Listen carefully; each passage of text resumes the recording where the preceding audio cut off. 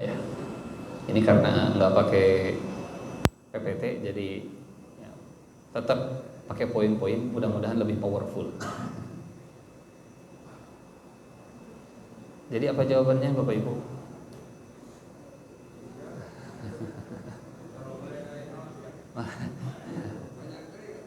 Banyak. Ya, intinya begitulah ya. Tiga metode yang biasanya dipakai oleh para ulama dalam menceritakan dan mengulas Rasulullah Shallallahu Alaihi Wasallam. Kumaha bebas wae berarti.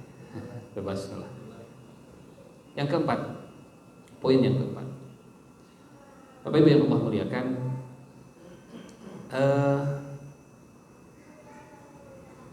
Nabi saat ditanya para sahabat, "Ya Rasulullah, tolong ceritakan kisah perjalanan hidupmu." Bahasa kitanya, "Ya Rasulullah, hoyong kajian sirah nabawiyah lah." Tapi yang ceritanya Anda sendiri, autobiografi ya Rasulullah. Tolong ceritakan bagaimana kisah perjalanan hidup Anda.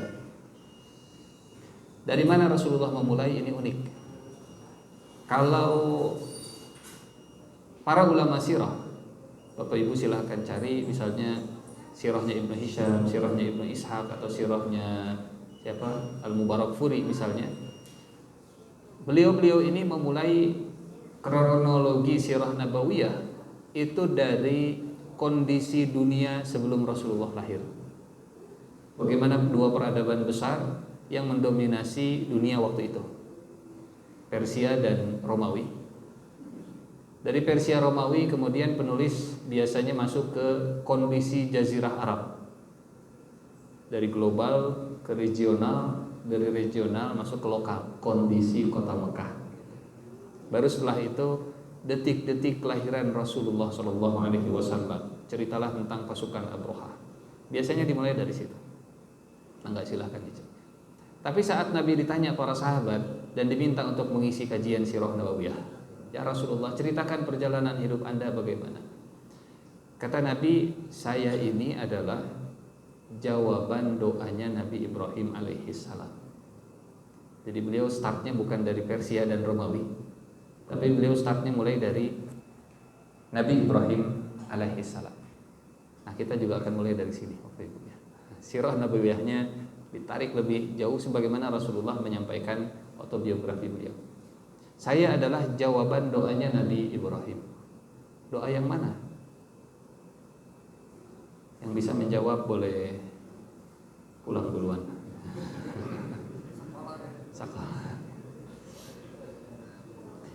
Saya adalah jawaban doanya Nabi Ibrahim alaihissalam. Dulu setelah Nabi Ibrahim selesai meninggikan pondasi Ka'bah, ini dalam surat Al-Baqarah, bisa dirujuk ayat 127, 128, 129. A'udzubillahi minasyaitonir rajim.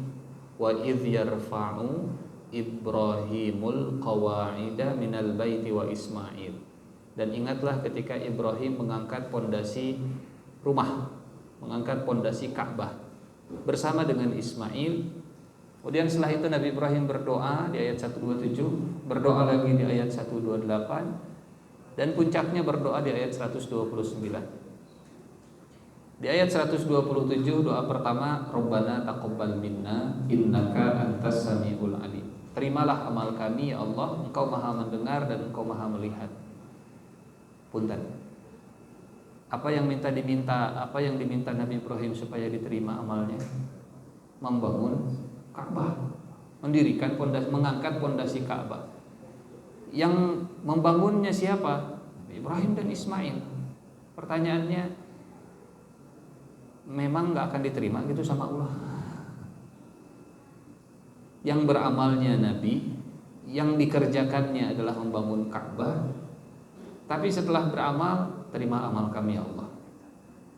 Memang bakal ditolak gitu kalau Nabi? Memang mual ikhlas gitu kalau Nabi dalam beramal? Ini powerful luar biasa Bapak Ibu.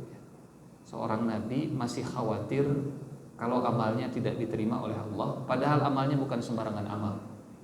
Padahal amalnya membangun Ka'bah. Dan banyak doa-doa Nabi Ibrahim dalam Al-Quran yang Allah abadikan. Salah satunya ini punten agak sedikit keluar konteks. Yang saat saya membaca doa ini, wow, mind blowing, dahsyat luar biasa. Ada doa Nabi Ibrahim, wajnubni wa baniya an na'budal asnam. Jauhkan saya dan anak-anak saya dari menyembah berhala. Nabi Ibrahim masih khawatir menyembah berhala. Jauhkan saya dan anak-anak. Kalau minta ke Allah, ya Allah jauhkan anak saya dari menyembah berhala, ya wajarlah orang tua khawatir anaknya terjatuh, terjerembab, terpeleset, terperosok dalam kesyirikan. Tapi Nabi Ibrahim yang masa kecilnya itu dibakar di api, masa mudanya dibakar di api gara-gara menghancurkan berhala. Setelah punya anak, jauhkan saya dan anak saya dari menyembah kepada berhala. Wajnubni wa baniya an na'budal asnam. Ya, kalau dipikir-pikir, wah luar biasa. Ya Allah, dulu saya adalah orang yang pernah menghancurkan berhala sampai saya dibakar. Sekarang saya punya anak, jangan sampai saya menyembah berhala. Kalau bahasa kita hari ini, ya Allah, jangan sampai track record saya di masa lalu dihancurkan di masa tua saya.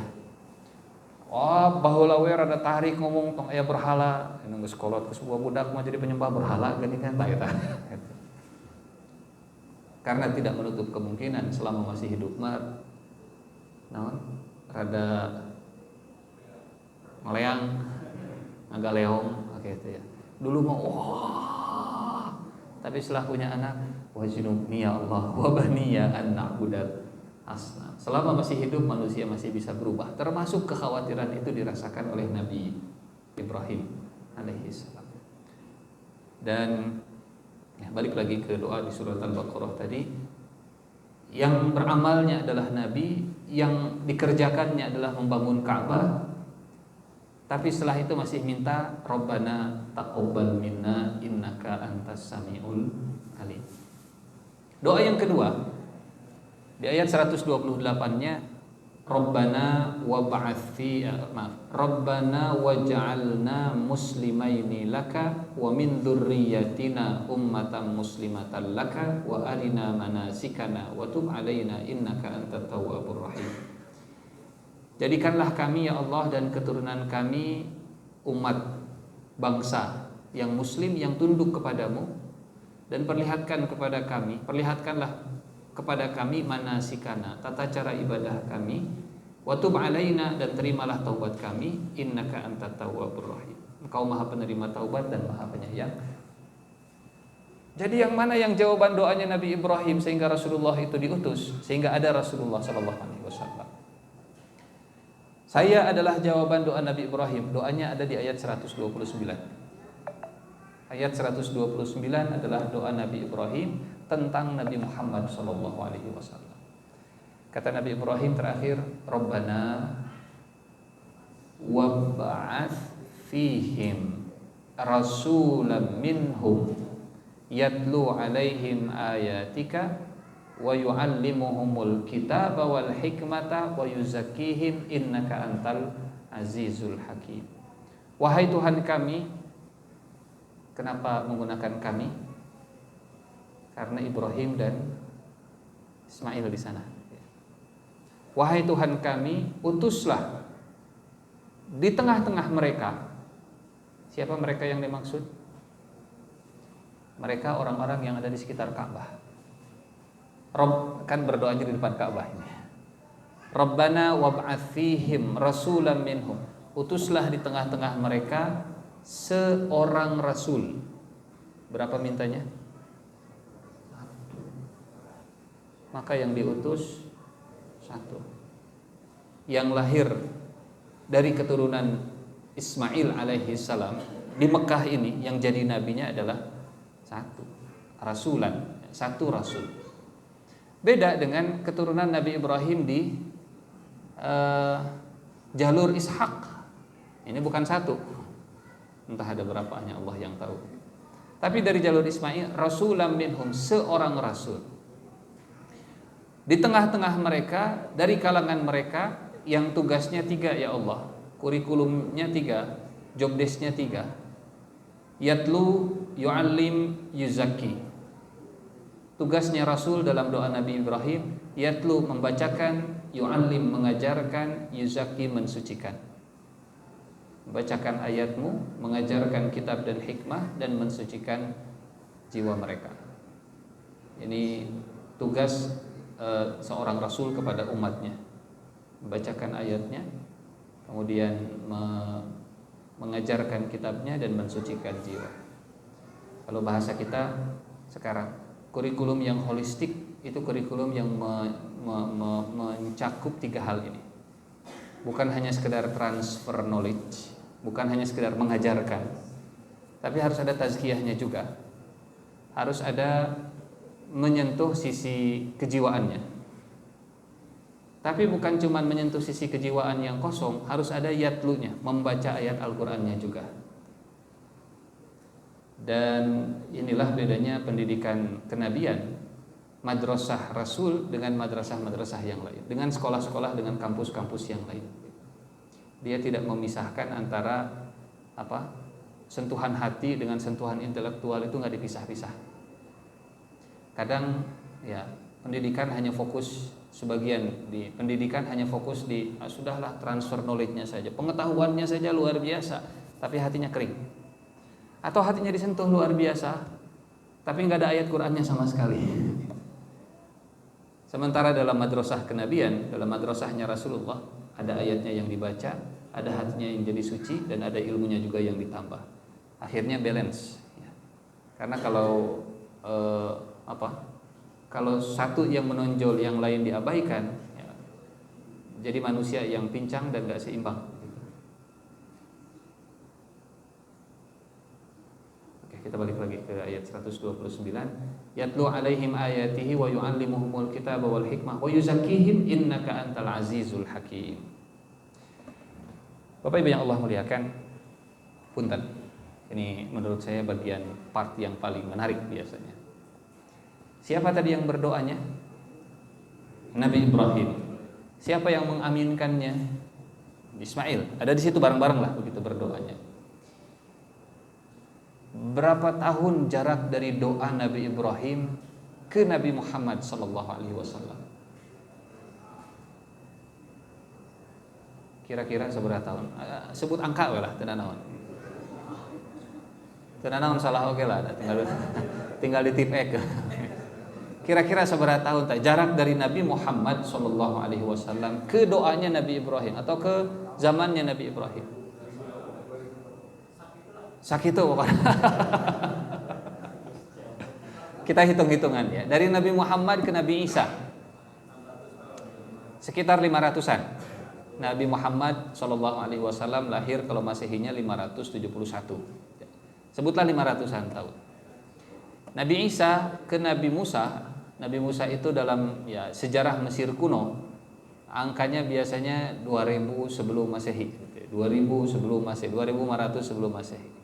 Ke Nabi Isa 500, ke Nabi Musa sebutlah 2000 misalnya, berarti sudah 2500. Jauh-jauh ting eta Bapak. Nabi Musa itu keturunannya jadi kenapa Nabi Musa ada di Mesir? Karena dulu Nabi Yusuf ngajak keluarganya untuk hijrah ke Mesir. Jadi kita tahu cerita Nabi Yusuf ya. Nabi Yusuf jadi pejabat.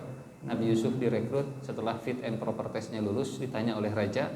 Kata raja, saya pengen ngangkat Anda jadi pejabat publik. Jadikan saya jadi menteri keuangan gitu ya. Menteri yang mengurus Danantara di Indonesia. Ij'alni ala khazainil ard, atau jadikan saya sebagai kepala badan gizi nasionalnya. Terus bahaslah. Ij'alni ala khazainil ard, jadikan saya sebagai sosok yang bertanggung jawab terhadap semua perbendaharaan negeri Mesir. Inni hafizun alim, saya bisa menjaga, merawat, dan saya punya ilmunya. Suburlah negeri Mesir di zaman Nabi Yusuf. Datang musim paceklik dan kemarau. krisis panjang selama 7 tahun. Negeri-negeri sekitar itu mereka kekurangan bahan pangan. Akhirnya mereka datang ke Mesir. Bolak-baliklah kakak-kakaknya Nabi Yusuf, Mesir, Palestina, Mesir, Palestina. Sampai akhirnya kata Nabi Yusuf, sudah, daripada bolak-balik habis ongkos, capek di jalan, kehausan, bekal nanti malah habis di jalan, sudah. Bawa semua keluarga, bawa bapak ke sini ke Mesir, nanti dikasih paspor jadi citizen. Nanti jadi warga negara Mesir dan saya yang langsung jadi sponsornya. Pindahlah Nabi Yakub dan 11 anaknya ke Mesir. Itulah kali pertama Bani Israel jadi warga negara Mesir. Politik berubah, situasi politik berubah di Mesir, dan akhirnya Bani Israel yang punya privilege di Mesir, punya fasilitas di Mesir, makin kesini perilakunya makin gak disukai.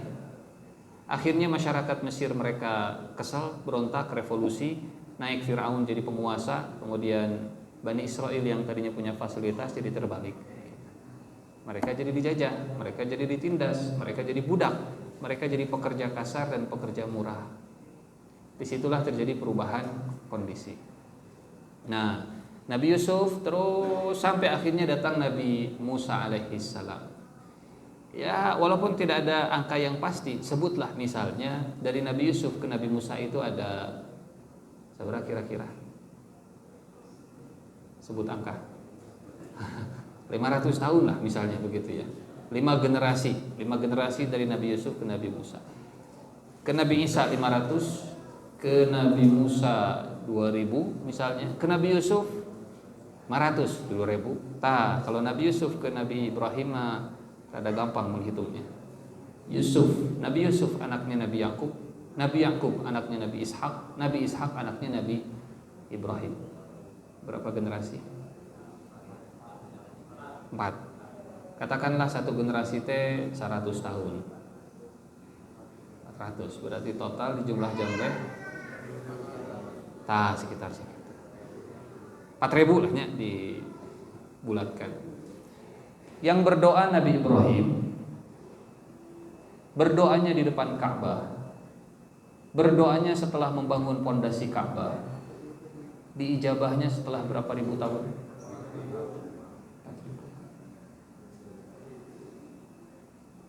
Hari urang. Kita bukan nabi. Hanya gitulah. Pertama ya, hikmah pertama dari sirah nabawiyah, kita belajar tentang kesabaran dalam menunggu ijabah doa dari Allah Subhanahu wa taala. Karena sejarah yang besar itu butuh kesabaran besar. Sirah nabawiyah ini adalah tentang kelahiran sosok yang besar dan waktunya enggak instan gitu ya. Waktunya enggak ujuk-ujuk, enggak tiba-tiba. Berawal dari harapan besar dari nenek moyangnya yang direalisasikan oleh Allah Subhanahu wa taala setelah kurang lebih, saya enggak tahu pastinya, wallahu a'lam, setelah 4000. Hikmahnya bagi kita, kadang kalau kita punya cita-cita yang besar, jangan tergesa-gesa, jangan terburu-buru. Allah punya punya waktu yang tersendiri. Yang jelas timingnya Allah jauh lebih baik daripada timingnya manusia. Ustaz, tapi kan ini nabi, atau nabi mah kuduna cungcreng bahasa Indonesianya. Ya, cungcreng. Sekarang selesai doa, sekarang amin, besok langsung jadi. Kan iblis saja minta panjang umur langsung dikasih. Seiblis-iblisnya iblis minta ke Allah panjang umur, fa anzirni ila yaumi yub'atsun, langsung dijawab oleh Allah, fa innaka minal munzarin, engkau termasuk yang diberikan penangguhan. Minta saat itu, dijawab saat itu, langsung dikasih umur panjang. Tapi kenapa Nabi Ibrahim, Nabi Zakaria gitu ya, Nabi Zakaria dalam surat Maryam, ya Allah, saya pengen punya keturunan. Dari sejak saya menikah sampai rambut saya sekarang memutih, saya nggak putus asa untuk berdoa dan meminta. Saya tahu istri saya mandul ya Allah, tapi tolong kasih saya keturunan ya Allah. Terus. Kenapa kalau ke iblis cungcreng langsung? Kenapa kalau ke Nabi Ibrahim kemudian ke Nabi Zakaria tidak cungcreng? Saya mau tanya ke Bapak Ibu, pengen gaya iblis atau gaya Nabi?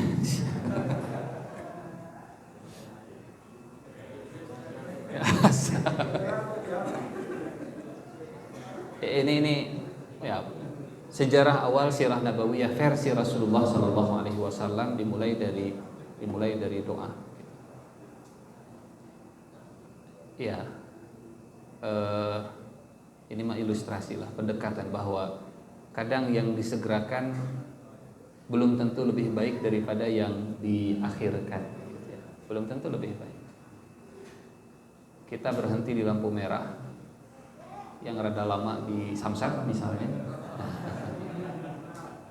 ada anak kecil yang nyanyi bahwa kecerekan, berjalan di lorong pertokoan di Surabaya yang panas. Kecerekan dengan lagunya teh nyambung teh, suaranya sumbang teh. Itu yang disebut menyumbangkan lagu sehingga gitu. Udah bu, nggak lama nyanyi, di bang kali.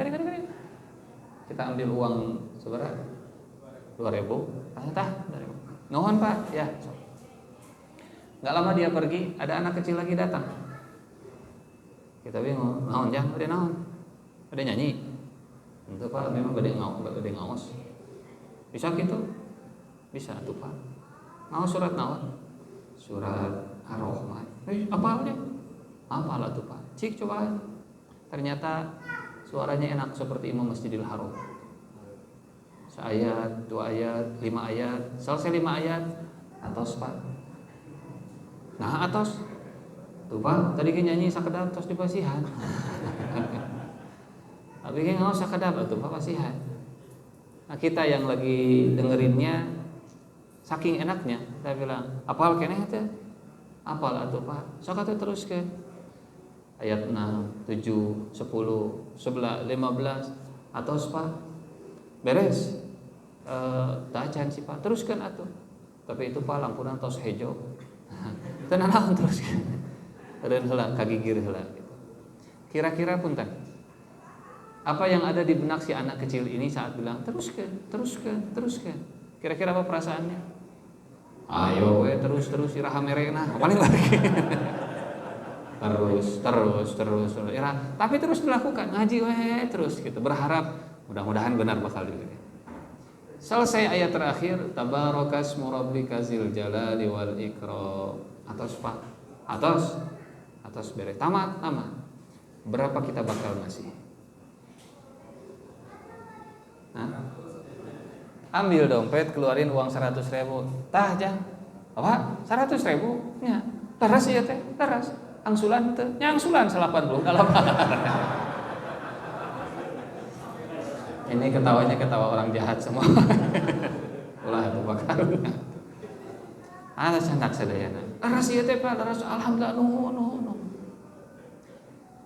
Kenapa kita menunda pemberian? Karena kita senang mendengar suaranya.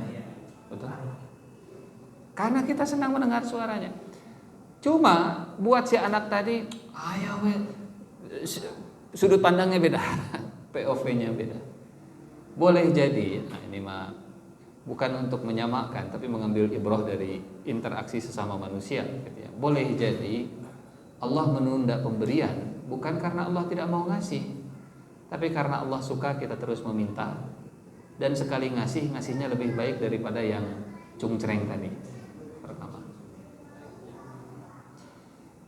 Jadi saat kita memohon dan rasanya masih belum diijabah. Ya, mudah-mudahan cerita ini jadi prasangka baik Nabi Ibrahim wae.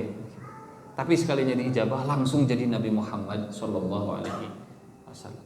Boleh jadi permohonan, permintaan dan doa-doa kita yang diajukan hari ini yang rasanya masih belum ada ijabah karena Allah senang mendengar rintihan suara kita. Tapi nya ulah oge dugi ka kieu.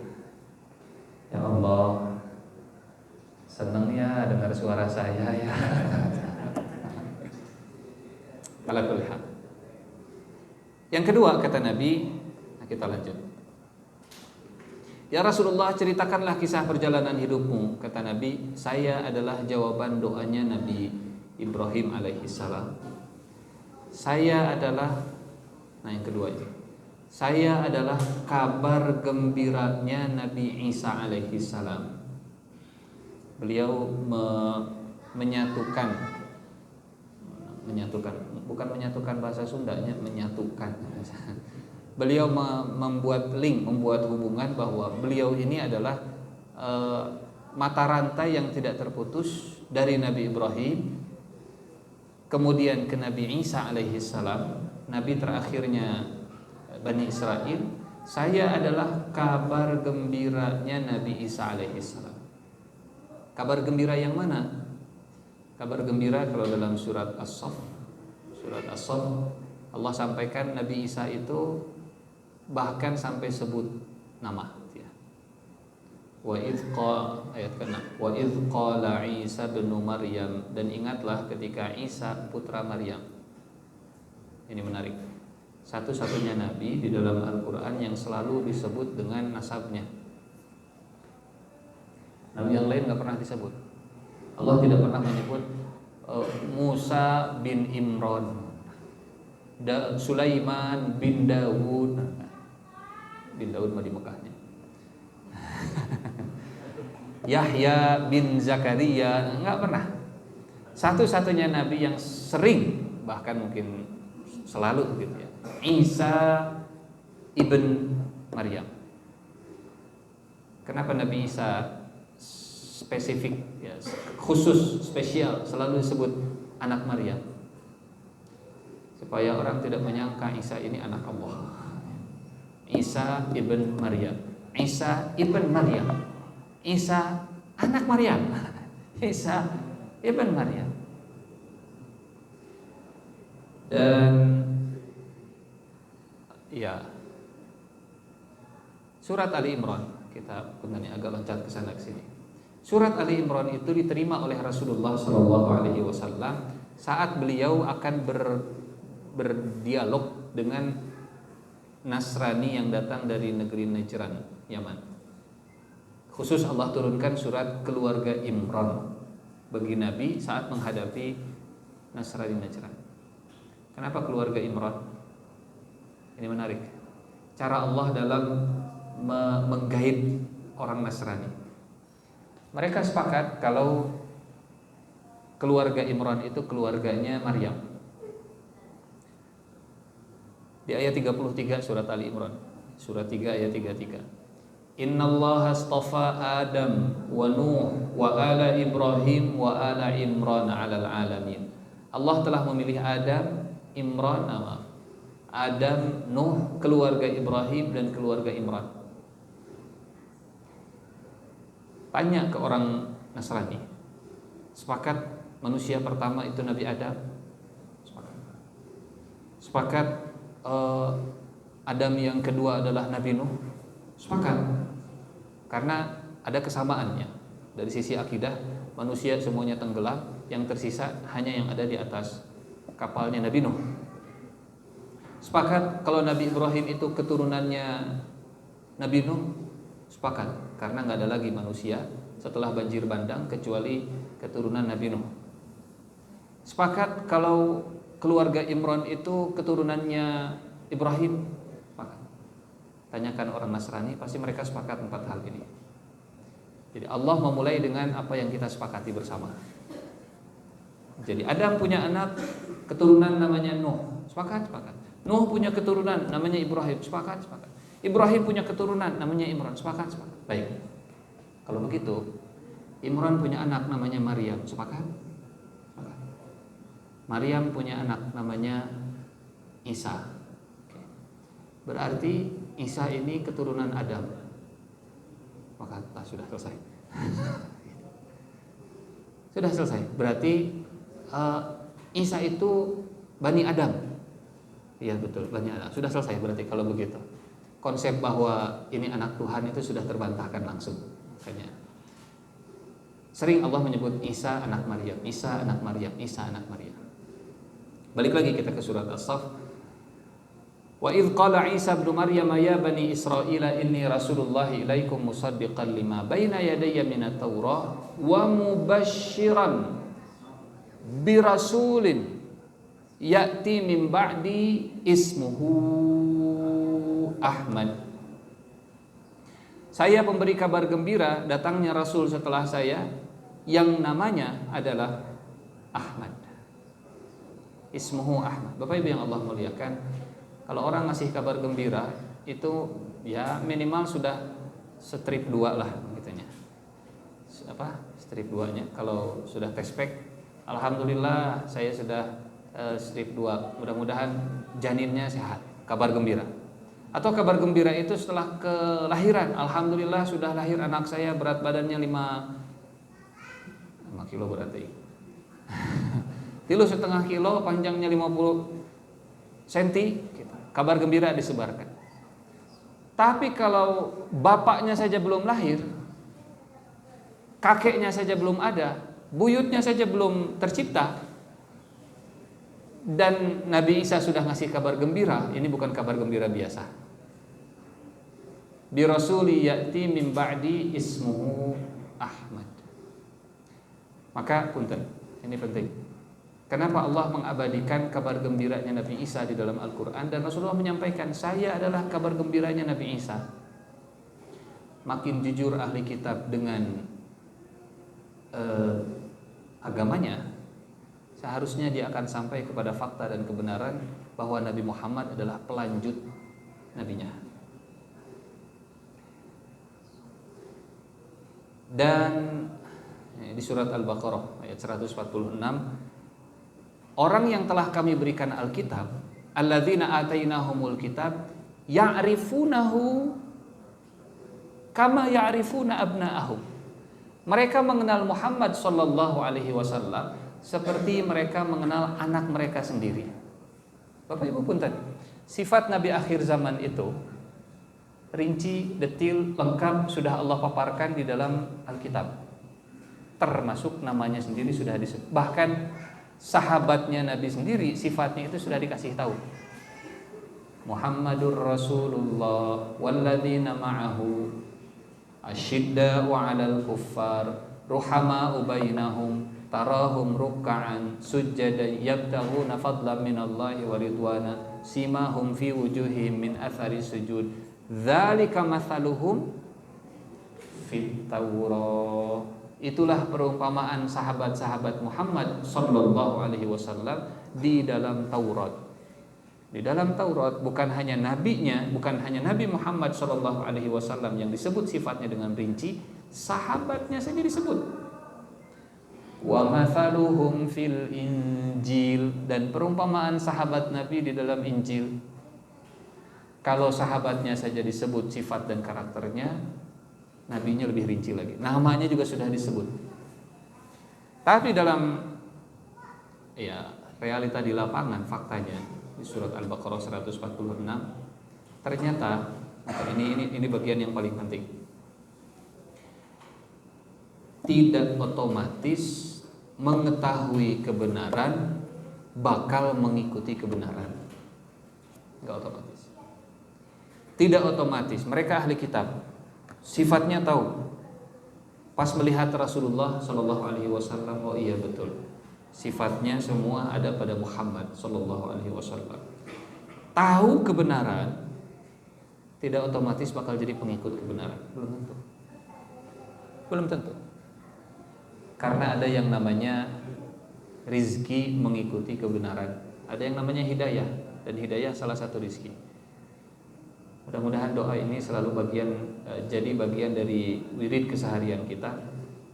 Allahumma arinal haqqa haqqan.